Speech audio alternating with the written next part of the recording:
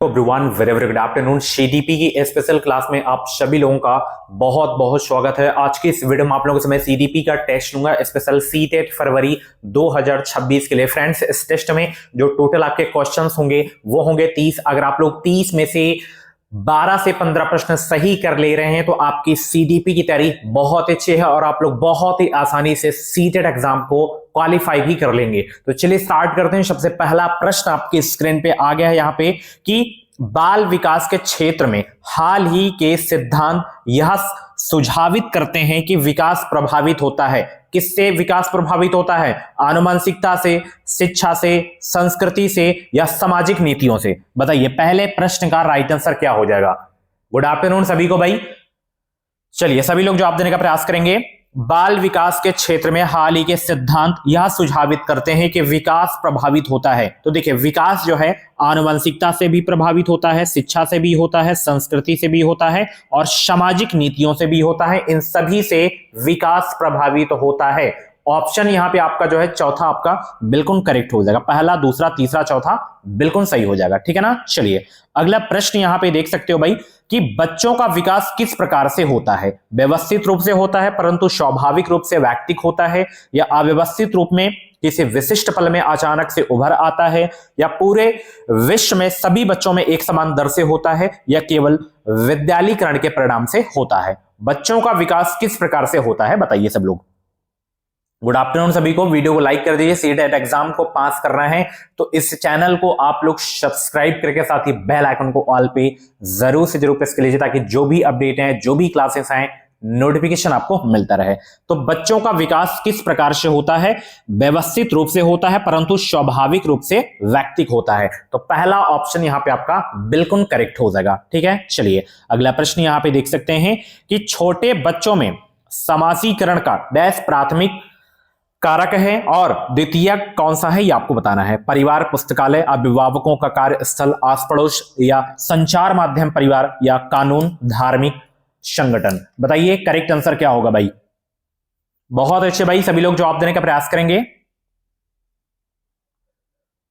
छोटे बच्चों में समाजीकरण का प्राथमिक कारक या संस्था कौन सा है? परिवार है, सभी को है पता है। ठीक है ना। और द्वितीय कारक कौन सा हो जाएगा? पुस्तकालय। ऑप्शन यहां पे आपका पहला जो है बिल्कुल करेक्ट हो जाएगा। ठीक है। चलिए अगला प्रश्न यहां पे देख सकते हैं कि जीन पियाजे के संज्ञानात्मक विकास के सिद्धांत के अनुसार अधिकांश बच्चे किस अवस्था में बीते हुए समय, वर्तमान और भविष्य के बारे में स्पष्ट रूप से समझ बना लेते हैं? संवेदी, गत्यात्मक, पुरुषंक्रियात्मक, मूर्त संक्रियात्मक, या औपचारिक संक्रियात्मक? बताइए 4 का करेक्ट आंसर क्या हो जाएगा। जीन पियाजे के संज्ञानात्मक विकास के सिद्धांत के अनुसार अधिकांश बच्चे किस अवस्था में बीते हुए समय, वर्तमान और भविष्य के बारे में स्पष्ट रूप से समझ बना लेते हैं? तो यहां पे मूर्त संक्रियात्मक हो जाएगा, ऑप्शन तीसरा। ठीक है ना। चलिए बहुत अच्छे। अगला प्रश्न यहां पे देख सकते हैं, जीन पियाजे के सिद्धांत में चिंतन की बुनियादी निर्मितियों को किस रूप में जाना जाता है? सहज क्रियाएं, स्कीमा, संकेत, या अवधारणाएं? बताइए सभी लोग जवाब देने का प्रयास करेंगे। जीन पियाजे के सिद्धांत में चिंतन की बुनियादी निर्मितियों को जो है किस रूप में जाना जाता है? सहज क्रियाएं, या स्कीमा, संकेत, या अवधारणाएं? सभी लोग जवाब देने का प्रयास करेंगे। और भी क्लासेस आपको प्लेलिस्ट में मिल जाएंगी, और भी जाके क्लासेस देखिए और प्रैक्टिस करिए। जितना हो सके उतना आपको जो है प्रीवियस क्वेश्चन की इस टाइम प्रैक्टिस करनी है। तो यहां पे स्कीमा हो जाएगा। ठीक है ना। यहां पे ऑप्शन दूसरा आपका बिल्कुल करेक्ट हो जाएगा। नेक्स्ट क्वेश्चन यहां पे देख सकते हैं, वाइगोत्स्की के सिद्धांत के अनुसार डैश विकास को आकार देता है? यहां पे क्या आकार देता है बताइए सब लोग। सामाजिक, आनुवंशिक कारण, संज्ञानात्मक, संस्कृति, भावनात्मक, प्राकृतिक कारक, या शारीरिक संवेग? बताइए 6 का करेक्ट आंसर क्या हो जाएगा।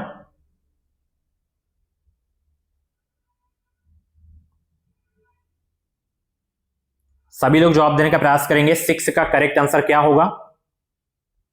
तो लेओ वाइगोत्स्की के सिद्धांत के अनुसार जो है संज्ञानात्मक विकास को संस्कृति आकार देता है।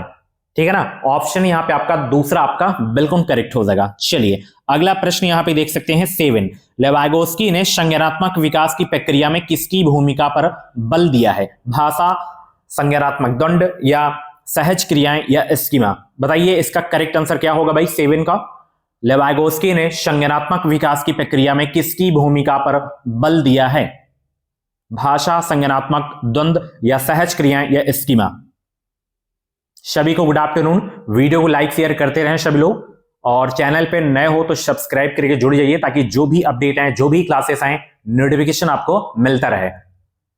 तो यहां पे करेक्ट आंसर आपका भाषा हो जाएगा, ठीक है ना। पहला ऑप्शन बिल्कुल करेक्ट हो जाएगा। चलिए अगला प्रश्न यहां पे 8वें का जवाब देने का प्रयास करेंगे। नैतिक विकास का सिद्धांत लॉरेंस कोहलबर्ग के साथ साथ और किसके द्वारा प्रतिपादित किया गया है? लेवाइगोस्की के द्वारा या जीरोम ब्रूनर के द्वारा या जीन पियाजे या B.F. स्किनर के द्वारा। बताइए सब लोग 8वें का करेक्ट आंसर क्या हो जाएगा? नैतिक विकास का सिद्धांत लॉरेंस कोहलबर्ग के साथ साथ और किसके द्वारा प्रतिपादित किया गया है? गुड आफ्टरनून सभी को भाई। सभी लोग जवाब देने का प्रयास करेंगे। बहुत ही जबरदस्त क्लास होने वाली है आज की, और स्कोर भी ठीक ठाक आपका आज आएगा। बताइए 8वें का करेक्ट आंसर क्या होगा? जवाब दीजिए फटाफट सभी लोग। तो यहां पे जीन पियाजे हो जाएगा, ठीक है ना। ऑप्शन तीसरा आपका बिल्कुल करेक्ट हो जाएगा। अगला प्रश्न यहां पे देख सकते हैं। एक अध्यापक को अपनी शिक्षण शास्त्री प्रविधियों के बारे में किस प्रवृत्ति का होना चाहिए? बताइए, दृढ़ या गैर लचीला या लचीला या अनजान। सभी लोग जवाब देने का प्रयास करेंगे सब लोग। बहुत अच्छे भाई, सभी लोग 9 का जवाब दीजिए। इसका करेक्ट आंसर क्या होगा? और अभी तक आप हमारे एप्लीकेशन ऐप को डाउनलोड नहीं किए हैं तो लिंक वीडियो के डिस्क्रिप्शन बॉक्स में दे दिया हूं, इसलिए मैं डाउनलोड करने के लिए कह रहा हूं कि वहां पे एक टेस्ट सीरीज बहुत जल्द अपलोड होने वाली है, तैयारी उसकी हो रही है। टेस्ट सीरीज आपको जरूर से जरूर अटेम्प्ट करना है भाई, तो डाउनलोड करके रखिए, ठीक है ना। रामबाण टेस्ट सीरीज बिल्कुल फ्री में आपको वहां पे मिल जाएगी, तो अपलोड बहुत जल्द होने वाली है, डाउनलोड करके रखिए। तो यहां पे लचीला होना चाहिए, किस प्रकृति का? लचीला, सुनम में होना चाहिए। ऑप्शन तीसरा आपका बिल्कुल करेक्ट हो जाएगा। नेक्स्ट क्वेश्चन यहां पे देख सकते हैं 10वां।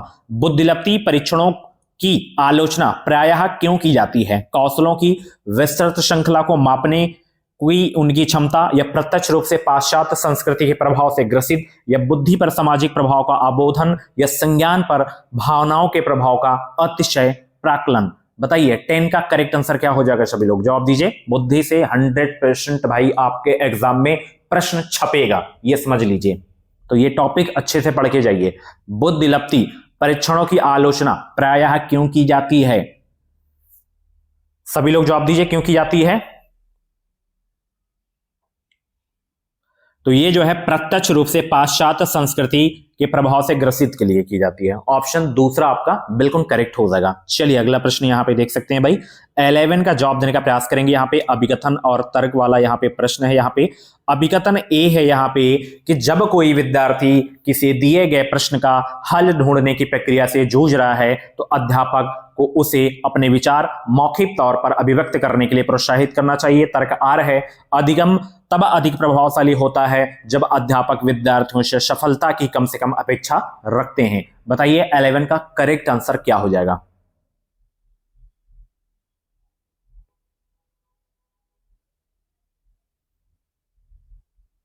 सभी लोग जवाब देने का प्रयास करेंगे। तो यहां पे अभिकथन ए आपका सही है, लेकिन आर आपका क्या है? गलत है। ऑप्शन यहां पे तीसरा आपका बिल्कुल करेक्ट हो जाएगा। चलिए अगला प्रश्न यहां पे देख सकते हैं। जेंडर डैश निर्मिति है जबकि लिंग जो है निर्मिति है। सामाजिक जैविक या सामाजिक नैतिक या नैतिक सामाजिक या जैविक सामाजिक। बताइए करेक्ट आंसर क्या हो जाएगा भाई? 12 का जवाब दीजिए सब लोग। बहुत अच्छे, सभी लोग जवाब दीजिए। 12 का करेक्ट आंसर क्या होगा? जवाब दीजिए सब लोग। तो जेंडर जो है सामाजिक है, सामाजिक निर्मिति है, जबकि लिंग जो है जैविक निर्मिति है। तो पहला ऑप्शन यहां पे आपका बिल्कुल करेक्ट हो जाएगा। चलिए अगला प्रश्न यहां पे देख सकते हैं भाई। 13 का जवाब देने का प्रयास करेंगे यहां पे कि एक अध्यापक को सभी के लिए अधिगम सहज सुगम बनाने के लिए अधिगम प्राथमिकताओं में वैयक्तिक विभिन्नताओं के प्रति क्या करना चाहिए? उन्हें महत्वपूर्ण मानना चाहिए, उनको अनदेखा करना चाहिए, उनको मिटा देना चाहिए, या दमन कर देना चाहिए? इससे सरल प्रश्न आपको पूरी क्लास में नहीं देखने को मिलेगा। फटाफट जवाब दीजिए, तुरंत आना चाहिए, 10 सेकंड के अंदर इसका उत्तर आना चाहिए भाई। एक अध्यापक को सभी के लिए अधिगम सहज सुगम बनाने के लिए अधिगम प्राथमिकताओं में व्यक्तिगत विभिन्नताओं के प्रति क्या करना चाहिए, उन्हें जो है आपको महत्वपूर्ण मानना है, ना ही अनदेखा करना है, ना ही उसको मिटाना है, ना ही आपको दमन करना है। तो पहला ऑप्शन बिल्कुल करेक्ट हो जाएगा। चलिए नेक्स्ट क्वेश्चन यहां पे देख सकते हो भाई, 14 का जवाब देने का प्रयास करेंगे। आकलन का मुख्य उद्देश्य क्या होना चाहिए? विद्यार्थियों के अंकों की व्यापकता का पता लगाना, या विद्यार्थियों के सीखने की प्रगति के प्रति समझ बनाना, या सभ्याम में असफल और सफल विद्यार्थियों की पहचान करना, या विद्यार्थियों को ग्रेड मान देना। बताइए करेक्ट आंसर क्या होगा, सभी लोग जवाब दीजिए। बहुत अच्छे भाई, आकलन का मुख्य उद्देश्य क्या होना चाहिए? गोली की रफ्तार से उत्तर आना चाहिए सभी का। टाइम मैनेजमेंट भाई बहुत जरूरी है इसमें, टाइम मैनेजमेंट, और प्रैक्टिस करते रहिए। चलिए यहां पे आकलन का जो मुख्य उद्देश्य होना चाहिए, विद्यार्थियों के सीखने के प्रगति के प्रति समझ बनाना। ऑप्शन दूसरा करेक्ट हो जाएगा। चलिए नेक्स्ट क्वेश्चन 15 का जवाब दीजिए। निम्नलिखित में से कौन सी प्राविधि विद्यार्थियों में समालोचनात्मक चिंतन को प्रोत्साहित कर सकती है? प्रश्न का तुरंत उत्तर देने के लिए कहना, ये विद्यार्थियों को विमर्श हेतु समय देना, ये विद्यार्थियों से बंद अंत वाले प्रश्न पूछना, ये विद्यार्थियों में परस्पर अंतःक्रिया को निरुत्साहित करना। बताइए करेक्ट आंसर क्या होगा भाई?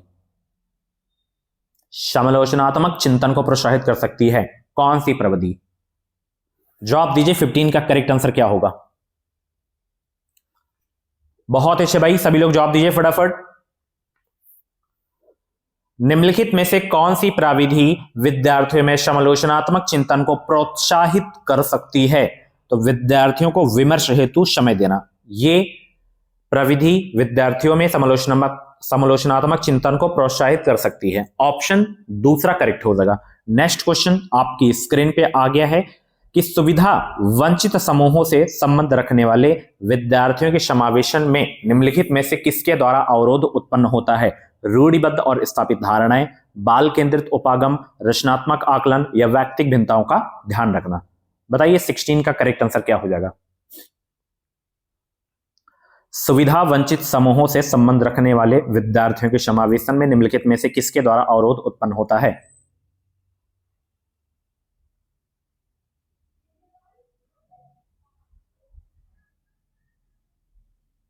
तो यहां पे रूढ़िबद्ध और स्थापित धारणाएं होगा, पहला ऑप्शन बिल्कुल आपका करेक्ट हो जाएगा। ठीक है ना। चलिए अगला प्रश्न यहां पे 17 का जवाब देने का प्रयास करेंगे। पठन वैकल्य प्रत्यक्ष रूप से किस कौशल में चुनौती का कारण बनता है? स्केच बनाना, वाचन देखना, या सुनना। बताइए करेक्ट आंसर क्या होगा? डिसलेक्सिया के बारे में यह प्रश्न है।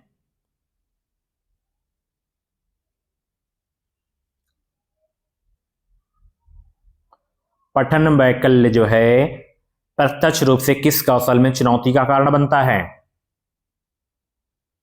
बताइए सब लोग। यह पठन कौशल को प्रभावित करता है ना, वाचन। ऑप्शन यहां पे आपका जो है दूसरा बिल्कुल करेक्ट हो जाएगा। ठीक है ना। चलिए नेक्स्ट क्वेश्चन यहां पे देख सकते हैं, 18 का जवाब देने का प्रयास करेंगे। दृष्टिबाधित विद्यार्थियों को सहजता के साथ शामिल करने के लिए अध्यापक को क्या करना चाहिए? जितनी अधिक संभव हो सके अधिक से अधिक सूचनाएं श्याम पट पर लिखनी चाहिए, या कक्षा में समर्थक उपकरणों का प्रयोग बाधित करना चाहिए, या लिखित सूचनाओं को मौखिक रूप से संप्रेषित करना चाहिए, या इन विद्यार्थियों को केवल बहुत ही सरल से कार्य देने चाहिए। बताइए करेक्ट आंसर क्या हो जाएगा? 18 का जवाब दीजिए सब लोग।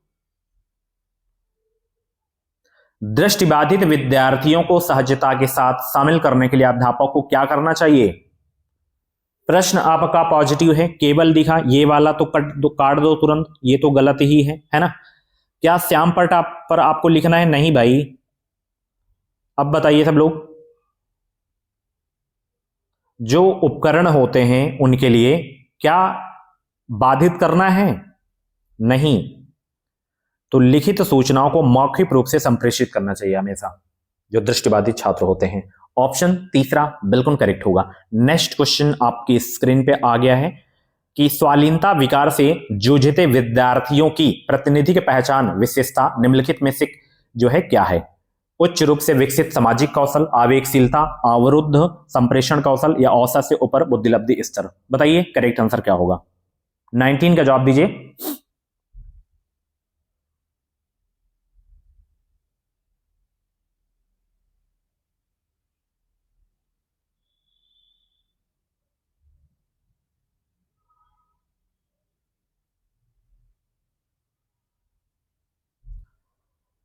तो यहाँ पे अवरुद्ध संप्रेषण कौशल होगा, तीसरा ऑप्शन बिल्कुल करेक्ट हो जाएगा भाई। चलिए अगला प्रश्न है, 20 के जवाब दीजिए सभी लोग। बच्चों में प्रतिभाशीलता किस प्रकार से परिलक्षित होती है? बुद्धि का निम्न स्तर, बोधगम्यता का उच्च स्तर, कार्यों को आसानी से छोड़ देना, छोटे छोटे कार्यों को ध्यान केंद्रित करके कर पाने की अक्षमता। बताइए 20 का करेक्ट आंसर क्या होगा? बच्चों में प्रतिभाशीलता किस प्रकार से परिलक्षित होती है?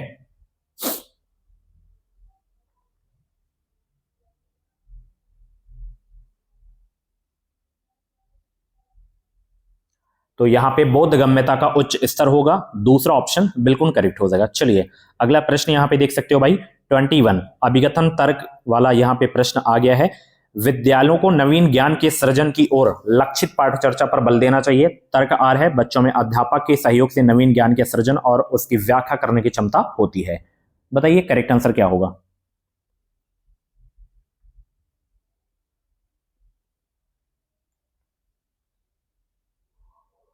सभी लोग जवाब देने का प्रयास करेंगे, इसका करेक्ट आंसर क्या होगा?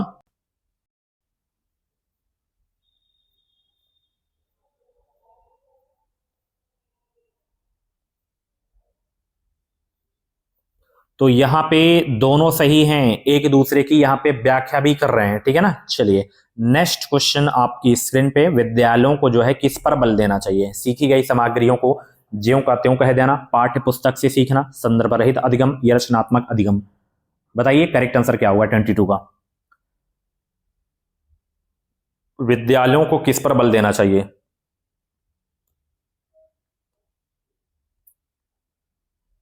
तो विद्यालयों को जो है रचनात्मक अधिगम पर बल देना चाहिए, ऑप्शन चौथा आपका बिल्कुल करेक्ट हो जाएगा।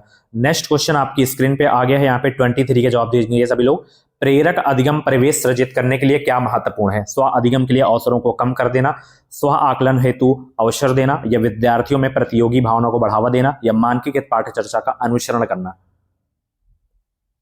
बताइए करेक्ट आंसर क्या होगा? क्या आप स्व अधिगम के लिए अवसरों को कम कर देंगे? नहीं। मानकीकृत दिखा काट दो, ये भी गलत। स्व आकलन हेतु अवसर देना है आपको, ठीक है ना।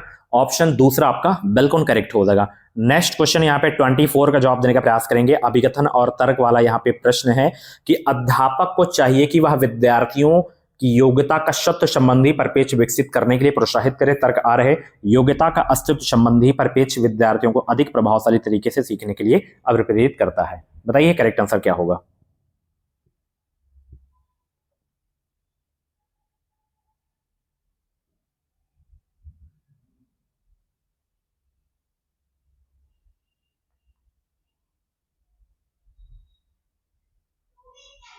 बहुत अच्छे भाई, सभी लोग जवाब देने का प्रयास करेंगे। यहाँ पे ए और आर दोनों सही हैं, लेकिन यहाँ पे व्याख्या नहीं सही है, ठीक है ना। आर ए की सही व्याख्या नहीं है यहाँ पे, ठीक है। चलिए नेक्स्ट क्वेश्चन यहाँ पे 25, निम्नलिखित में से किसके द्वारा समस्या समाधान में अवरोध पैदा होने की संभावना है? कार्यात्मक स्थिरता, या संज्ञानात्मक शून्यता, अपसारी चिंतन, या विमर्शात्मक लेखन। बताइए 25 का करेक्ट आंसर क्या होगा? निम्नलिखित में से किसके द्वारा समस्या समाधान में अवरोध पैदा होने की संभावना है? तो यहां पे कार्यात्मक स्थिरता होगा, पहला ऑप्शन बिल्कुल आपका करेक्ट हो जाएगा, ठीक है। चलिए नेक्स्ट क्वेश्चन यहां पे देख सकते हो भाई, 26 अभिकथन तर्क वाला यहां पे प्रश्न है, यहां पे जवाब दीजिए सब लोग। अध्यापकों को चाहिए कि वे विद्यार्थियों की भ्रांतियों की पहचान करें और उनको अनदेखी करने के बजाय उन पर चर्चा करें। तर्क आर है, ये भ्रांतियां वैकल्पिक अवधारणाओं के रूप हैं जो अक्सर विद्यार्थी अपने परिवेश के साथ अंतः क्रिया करके आधार बना लेते हैं और ये अधिगम की प्रक्रिया में अर्थपूर्ण है। बताइए करेक्ट आंसर क्या होगा भाई सब लोग?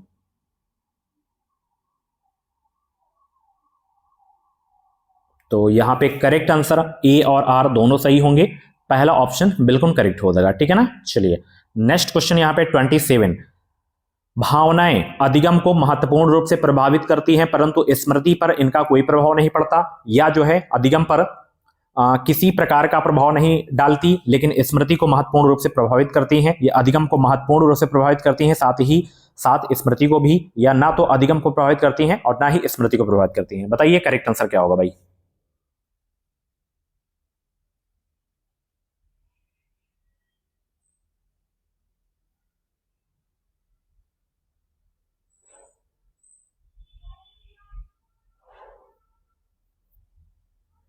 सभी लोग जवाब देने का प्रयास करेंगे। इसका करेक्ट आंसर क्या हो जाएगा भाई?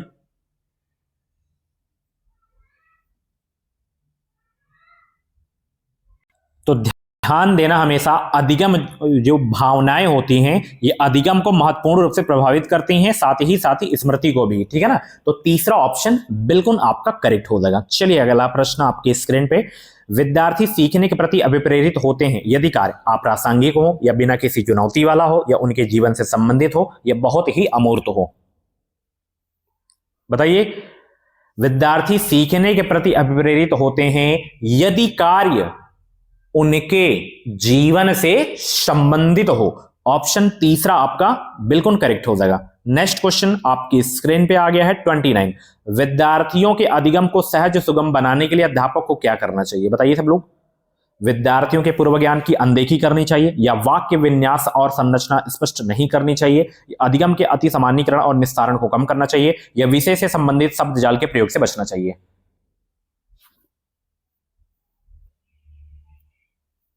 यहां पे चौथा आपका बिल्कुल करेक्ट होगा, ठीक है। चलिए नेक्स्ट क्वेश्चन, जो कि लास्ट क्वेश्चन यहां पे देख सकते हैं, निम्नलिखित में से किसके द्वारा अधिगम में बाधा उत्पन्न होती है? बताइए। पहले पढ़ाए गए विषय से ज्ञान को संबंध करना, विद्यालय संस्कृति से विमुखता का भाव, बहुसंवेदी उपागम का क्रियान्वयन, रचनावाद पर आधारित शिक्षण शास्त्री प्राविधियां। बताइए निम्नलिखित में से किसके द्वारा अधिगम में बाधा उत्पन्न होती है? तो विद्यालय संस्कृति से विमुखता का भाव, इससे जो है बाधा उत्पन्न होती है अधिगम में। तो ये थे आपके सीडीपी के टॉप 30 क्वेश्चन। इन 30 में से जितने भी क्वेश्चंस आपके करेक्ट हुए हों, कमेंट बॉक्स में अपना रियल स्कोर जरूर बताना। बाकी ऐप को डाउनलोड कर लीजिए, वहां पे टेस्ट सीरीज आपको मिल जाएगी। Thank you so much, bye bye, take care.